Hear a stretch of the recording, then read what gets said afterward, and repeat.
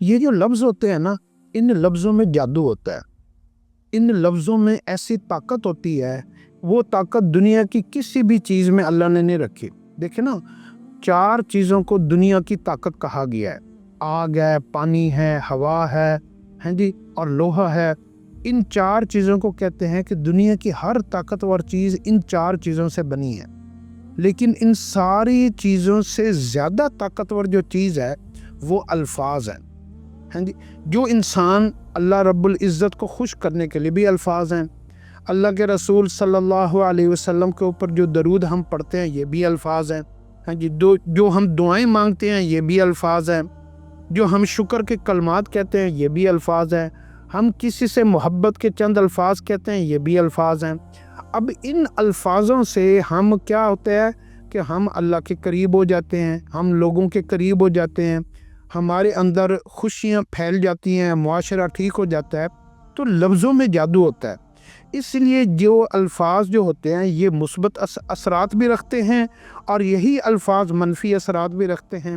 اگر آپ الفاظ کے چناؤ کو سمجھ لیں اپنی زندگی میں تو آپ کے اوپر دنیا کے ایسے ایسے راز کھل جائیں گے، آپ حیران ہو جائیں گے۔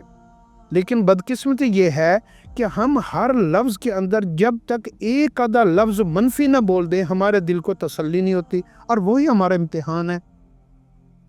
کوئی بھی ہم کھانا کھائیں گے تو کھانا کھاتے ہوئے ہمیں ایک آدھا لفظ منفی کہہ دیں گے، کھانا گرم نہیں ہے، کھانا مزیدار نہیں ہے۔ تو جو منفی اثرات ہوتے ہیں نا یہ بھی الفاظ ہیں۔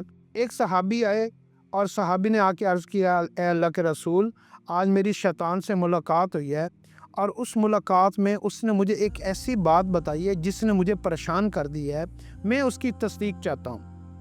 اور اس شیطان یہ کہتا ہے کہ مجھے ایسے الفاظ آتے ہیں اللہ کی عظمت، بڑائی اور اللہ کی حمد و ثنا کے، کہ جب میں وہ الفاظ قیامت والے دن اللہ کے سامنے بولوں گا تو اللہ رب العزت نے میرے سارے گناہوں کو معاف کر دینا ہے۔ تو آپ صلی اللہ علیہ وسلم مسکرائے اور فرمایا، کہتا وہ ٹھیک ہے۔ اب یہ بھی الفاظ ہیں، کہتا وہ ٹھیک ہے، لیکن اللہ پاک قیامت والے دن اس کو وہ الفاظ بھلا دیں گے۔ یعنی اللہ کو خوش کرنے کے لیے، اللہ کو راضی کرنے کے لیے، اللہ کی حمد و ثنا، اللہ کی عظمتوں کو بیان کرنے کے لیے وہ بھی الفاظ ہیں۔ تو الفاظ کا چناؤ بہت امپورٹنٹ ہے، اس لیے خوبصورت الفاظ کو اپنی زندگی کا حصہ بنائیں، خوبصورت الفاظ کا استعمال کریں اور اپنی نیگیٹیوٹی کو کم کریں۔ جیسے جیسے آپ خوبصورت الفاظ بولنا شروع کر دیں گے آپ کی زندگی میں تبدیلیاں آنی شروع ہو جائیں گی، اور جیسے جیسے آپ منفی الفاظ بولنا شروع کریں گے آپ کی زندگی میں مشکلیں آنے شروع ہو جائیں گی۔ غصے والے آدمی سے لوگ دور ہو جاتے ہیں، بدتمیز اور گالیاں دینے والے آدمی کو لوگ جو ہے نا دل سے اچھا نہیں سمجھتے، جھوٹے آدمی کے اوپر لوگ یقین نہیں کرتے ہیں جی۔ تو یہ سارے الفاظ ہوتے ہیں، جھوٹا آدمی بھی الفاظ بولتا ہے، سچا آدمی بھی الفاظ بولتا ہے، نیک آدمی بھی الفاظ بولتا ہے، برا آدمی بھی الفاظ بولتا ہے، ہیں جی۔ میاں بیوی میں جو مضبوط ترین رشتہ کیسے قائم ہوتا ہے؟ جو بیوی اپنے الفاظ کے چناؤ کو خوبصورت کر لیتی ہے، خامد کے دل کے سارے خانوں کے اوپر اس کی حکومت ہو جاتی ہے۔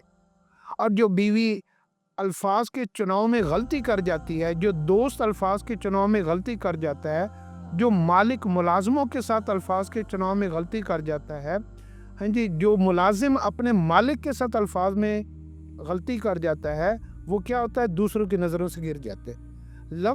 لفظوں کے کان ہوتے ہیں، لفظ سنتے ہیں، ہم جو بولتے ہیں وہ الفاظ، وہ کہے ہوئے الفاظ کا انجام ہم زندگی میں کہیں نہ کہیں ضرور دیکھتے ہیں۔ تو لفظوں کو انتہائی احتیاط سے استعمال کریں۔ اگر ہم لفظوں میں غلطی کر گئے تو پھر ہماری زندگی کی غلطیاں اور سفر بڑا مشکل ہو جائے گا۔ تو اپنے سفر کو آسان بنانے کا سب سے پہلا اور آسان ترین طریقہ کیا ہے کہ آج سے ہم سب لوگ اپنی گفتگو میں خوبصورت الفاظ کا استعمال کرنا شروع کریں۔ خوبصورت الفاظ آپ کی شخصیت کو نکھارتے ہیں۔ جب انسان اللہ کی عظمت اور اللہ کے حمد و ثنا کو بیان کرتا ہے تو اللہ کیا کرتے ہیں؟ اللہ اس کے دل کے سارے خانوں کو کھولتے ہیں، اس کے اندر حکمتوں کو پیدا کرتے ہیں، اس کے اندر دانائی کو پیدا کرتے ہیں، عقل مند اس کو بناتے ہیں، اس کے اندر شعور کو پیدا کرتے ہیں، اس کے اندر سمجھداری کو پیدا کرتے ہیں۔ یہ کیا ہوتا ہے کہ اس نے خوبصورت الفاظ ادا کیے۔ ایک آدمی اللہ کے حمد و ثنا اور اچھے الفاظ کے استعمال نہیں کرتا، اس کے اندر کیا پیدا ہوتا ہے؟ اس کے اندر ککر اور جھاڑیاں پیدا ہوتی ہیں، گناہ، لذتیں، خواہشات، ہوس، حرص، حسد، بغض، کینہ، تکبر، ان کے اندر یہ ساری برائیاں پیدا ہوتی ہے، جو اس انسان کو پتہ نہیں کہاں اونچائی سے ایک بڑے خاندان کا آدمی ہونے کے باوجود وہ ذلتوں میں گر جاتا ہے۔ ایک اللہ والے نے 60 سال قرآن پاک کا درس دیا اور عبادات بھی کی، اور ساری زندگی انہوں نے اللہ سے ایک دعا مانگی، یا اللہ مجھے وہ الفاظ عطا فرما جو الفاظ میں آپ کی حمد و ثنا، آپ کی تعریف اور آپ کا شکر ادا کرنے کے لیے اپنی زبان سے کہوں، اور وہ مکمل ہوں، اور آپ میرے ان الفاظ کو اپنے ہاں قبول کر لیں اور میں آپ کے شکر ادا کرنے کا حق ادا کر دوں۔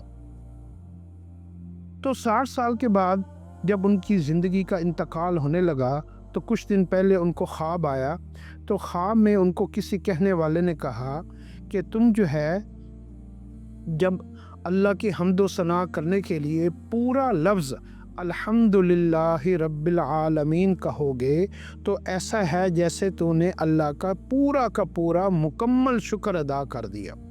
تو یہ جو جملہ ہے نا الحمدللہ رب العالمین، یہ اللہ کا پورا شکر ادا کر دینے کے مترادف ہے۔ اس لیے آپ اپنی زندگی میں اس لفظ کو سب سے زیادہ اہمیت دے دیں۔ پانی پئیں، پورا لفظ کہا کریں الحمدللہ رب العالمین۔ کھانا کھائیں، پورا لفظ کہا کریں الحمدللہ رب العالمین۔ لباس پہنیں، پورا لفظ کہا کریں الحمدللہ رب العالمین۔ کوئی کامیابی ملتی ہے اس کے اوپر آپ پورا لفظ کہا کریں الحمدللہ رب العالمین۔ بچوں کو دیکھ کر خوش ہوں، گھر کو دیکھ کر خوش ہوں، سواری کو دیکھ کر خوش ہوں، کسی بھی نعمت کو دیکھیں، صحت کو دیکھیں، ہر نعمت کو دیکھ کر اگر آپ کے اندر ایک خوبی پیدا ہو گئی یہ لفظ ادا کرنے کی الحمدللہ رب العالمین، تو آپ زندگی اور دنیا کی کتنی مشکلیں آپ کے اوپر سے ہٹا دی جائیں گی، آپ کو پتہ بھی نہیں چلے گا، اور کتنی کامیابیاں آپ کا مقدر بن جائیں گی جن کامیابیوں کا آپ کا حق بھی نہیں ہے۔ تو بغیر حق کے اگر کوئی چیز آپ کو ملتی ہے تو اس کے پیچھے ماں باپ کے اس طریقے کے خوبصورت الفاظ ہوتے ہیں، یا آپ اپنے زندگی میں کوئی خوبصورت الفاظ ادا کرتے ہیں، تو یہ لفظ جو ہے اپنی زندگی کا سب سے اہم ترین اپنی زندگی میں اس کو شامل کر لیں۔ کیا کون سے لفظ ہے؟ الحمدللہ رب العالمین۔